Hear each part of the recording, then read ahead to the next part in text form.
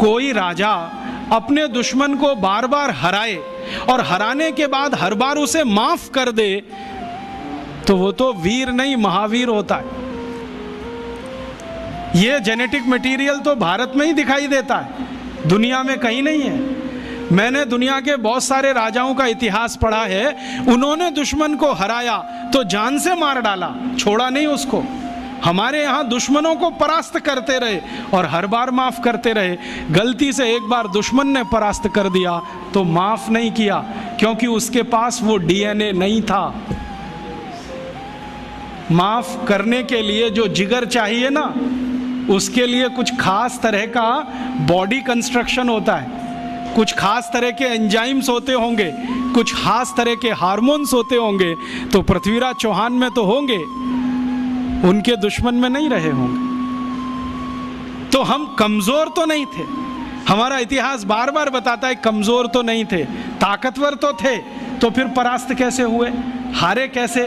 शायद इसी से जो पृथ्वीराज चौहान की कहानी बताती है कि दुश्मन को हराया, छोड़ दिया। हमारे शास्त्रों में एक मंत्र है, वो है तो संस्कृत में, मैं सीधे हिंदी में बताता हूँ। वो मंत्र ये कहता है कि दुश्मन को, आग को, कर्जे को और बीमारी को कभी नहीं छोड़ना चाहिए।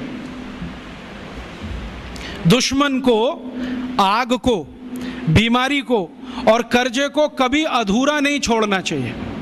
दुश्मन को अगर छोड़ दिया तो वो ही मारेगा फिर। भारत की आज़ादी के पिछले 60 साल का इतिहास गवाह है, हर बार पाकिस्तान को हराया, हर बार हमने छोड़ा। 48 में हराया, छोड़ दिया। 65 में हराया, लाहौर तक हम पहुंच गए, फिर छोड़ दिया। 71 में हराया, फिर छोड़ दिया। कारगिल में हराया, फिर छोड़ दिया। और आज वही पाकिस्तान नाग बन के डस रहा है, हर तीसरे दिन बम ब्लास्ट करा रहा है इस देश में। तो शास्त्र का मंत्र है, मेरा नहीं है, कि दुश्मन को छोड़ना नहीं चाहिए कभी भी। अगर हाथ में आ गया, खत्म कर दो। और शायद यही बात भगवत गीता में कृष्ण भी अर्जुन को समझा रहे, छोड़ो मत इनको।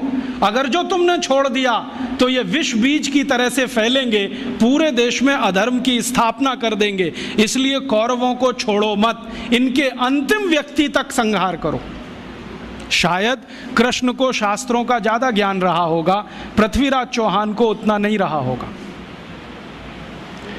कृष्ण को ये जो ज्ञान था शास्त्रों का, उसी का अंतिम परिणाम था कि कौरवों में से कोई बचा नहीं। शायद पृथ्वीराज चौहान को ये ज्ञान किसी ने दिया होता तो मोहम्मद गौरी पहली बार में ही खत्म हो गया होता और भारत का इतिहास कुछ और ही होता।